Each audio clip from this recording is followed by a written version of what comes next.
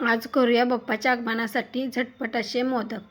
त्यासाठी मी इथे कढईमध्ये 1-2 चमचे तूप घेतलं आहे आणि आता तूप चांगलं मेल्ट झाल्यानंतर त्याच्यामध्ये मी अर्धी वाटी रवा टाकला आहे। हा बारीक रवा आहे, 0 नंबरचा आहे। बघा, या पद्धतीने फुलेपर्यंत आपल्याला हा रवा भाजून घ्यायचा आहे।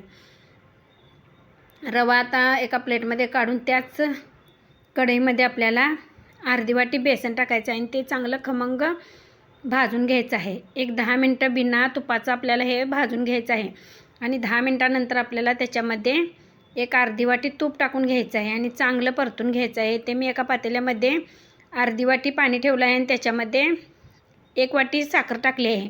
आता आपलं बेसन चांगलं भाजल्यानंतर त्याच्यामध्ये रवा टाकायचा आहे आणि तोही चांगला परतून घ्यायचा आहे।